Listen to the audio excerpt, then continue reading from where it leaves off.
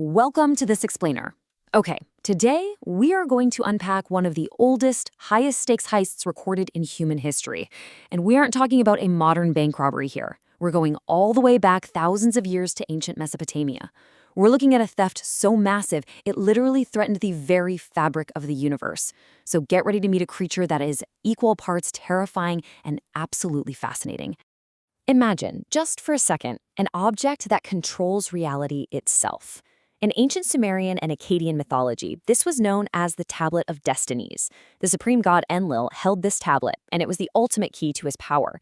It organized the different gods, it maintained the structure of everything, and crucially, it managed the agriculture that kept all of Mesopotamia alive. But someone actually dared to challenge Enlil. Someone swooped in, stole this ultimate cosmic ledger, and hid it away on a mountaintop, which, as you can imagine, threw the entire godly pantheon into absolute panic. Section 1. Meet the Stormbird. Let's dive right into Anzû's cosmic origins. This daring culprit was an entity born of raw primordial forces, specifically the cosmic freshwater ocean known as Abzû, and Mother Earth, Mami. Now, some texts do cite him as the son of Sirius instead, but regardless of his exact parentage, this guy was a sheer force of nature. If you're picturing, the standard bird, yeah, think again. The Anzû is a cinematic nightmare in the best possible way. He was depicted as a massive half-human stormbird. In Babylonian myths, he's an eagle with the head of a lion, and get this, he's capable of breathing both fire and water. He wasn't just a scary monster, though. He was the literal personification of the fierce southern wind and rolling thunderclouds. When the ancients heard thunder and saw a dark storm rolling in, they were actually envisioning the roar and the massive wingspan of Anzû. Moving on to part 2, the evolution of a name, from wind to Anzû. Before we get to the epic showdown to retrieve that stolen tablet, we really need to talk about how historians even figured out who this creature was in the first place. The linguistic puzzle of decoding ancient cuneiform is honestly just as thrilling as the myth itself. It's totally wild to see how human language physically shapes our myths over centuries. According to researcher Thorkild Jacobsen, the name evolved quite dramatically. It started out as Imdugud, which simply translated to heavy wind. Over time, the M sound evolved to on, and that D blended with the nin to create an aspirated H sound, so the word shifted to Ansûk. Eventually, as the Akkadians adapted the language, they used a Z or S sound, landing on the name we use today, Anzû. It is an incredible look at how the literal phrase heavy wind slowly morphed into a legendary character. And looking at the oldest Sumerian texts, the cuneiform actually reads as An.M.Mushin. That symbol at the very end, Mushin, is an ideogram that explicitly means bird. Scholars also note that the prefix an was often used to denote deities or heavenly things. So, if you read this literally, Anzû could simply translate to heavenly eagle. He's branded right there in the clay as this divine, powerful creature of the sky. All right, Section 3. Godly connections and the duality of Anzû. Here is where the story gets a bit complicated, because human nature isn't just about fearing the storm, right? It's about needing the rain that comes with it. So, despite being a terrifying thief, Anzû was also deeply tied to benevolent, life-giving forces. This brilliantly illustrates the duality of ancient beliefs. Thorkild Jacobsen proposed that Anzû was actually an early form of the god Abu. On one hand, you have his earthly, symbolic form, the monstrous Anzû bird, that huge black thundercloud eagle with a lion's head representing the terrifying roar of thunder and mountain rain. But on the flip side, his divine, higher form is Abu, a human-like deity known affectionately as Father Pastor. You see, while the thunder itself was frightening, it brought the spring rainstorms that were absolutely crucial for the fields to grow. They feared the monster, sure, but they worshipped the life-giving water he brought. And we actually have physical evidence supporting this dual connection. In the Tel Asmar hoard, archaeologists found a fascinating statue. It depicts a human figure with these really large eyes, but carved right onto its base is the Anzû bird.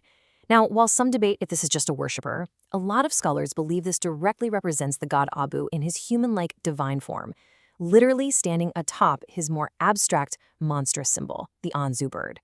It's ancient theology carved right into stone. Part 4. Epic confrontations and reclaiming the tablet. Okay, let's jump back to the climax of our heist. Anzû has stolen the Tablet of Destinies. The universe is in total chaos. The supreme god Anzû orders the rest of the pantheon to go get it back. But they are terrified. They know exactly how powerful this storm demon is, and nobody wants to mess with him. So how does it end? Well, let's see how this epic battle builds across different eras of history, because ancient storytellers really loved to update a blockbuster. The hero of the story completely changes depending on the time period and, quite frankly, who was in charge. In the Old Babylonian version from the early 2nd millennium BC, the god Ningirsu is the one who defeats Anzû. But fast forward to the standard Babylonian version in the 1st millennium BC, and the hero is swapped out for the god Ninurta, who defeats the bird with arrows. And in yet other texts, it's Marduk who gets the killing blow. It's a perfect example of how ancient empires just rewrote myths to elevate their own favored local deities to hero status. And Anzu's fame wasn't limited to just one heist either. He was essentially a recurring guest star across the entire Mesopotamian literary universe. He shows up in other major Sumerian works, like the preamble to the Epic of Gilgamesh, in the story Inanna and the Halupu Tree, and he features prominently in the epic The Return of Lugalbanda. You basically just couldn't have a proper mythic saga back then without a cameo from the Stormbird. Section 5, Modern Legacy and Anzû in Pop Culture. Amazingly, the wingspan of this creature stretches all the way from ancient clay tablets directly into our modern culture today. The Anzû is still making appearances, though definitely in ways the Babylonians probably never expected. Take modern urban fantasy, for instance. In Faith Hunter's Jane Yellow Rock book series, the Anzû are reimagined as this magical bird-like species. They are still considered avatars of the storm god, but here they serve a really unique purpose. They have a symbiotic relationship with vampires, helping them control their unstable feral emotions. I mean, it's a pretty huge leap from stealing the Tablet of Destinies to acting as supernatural emotional support in vampire fiction, but hey, it works. But honestly, my absolute favorite modern connection bridges ancient mythology right into paleontology. Scientists discovered a species of feathered theropod dinosaur and officially named it Anzû Wiley. They specifically chose that name to honor the ancient Mesopotamian feathered storm demon.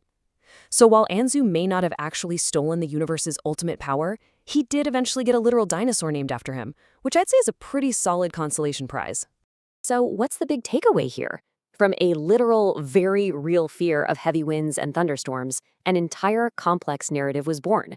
We get a monster that stole the universe's order, a god that brought life-giving rain, and a legend that outlasted the very empires that carved him into stone. It really makes you wonder, looking at the incredible, sometimes terrifying power of nature today, how will the violent storms and phenomena of our own time be mythologized by humans thousands of years from now? What new monsters are we unconsciously creating right now? Thanks for exploring this myth with me in today's explainer, and keep questioning the stories behind the storms.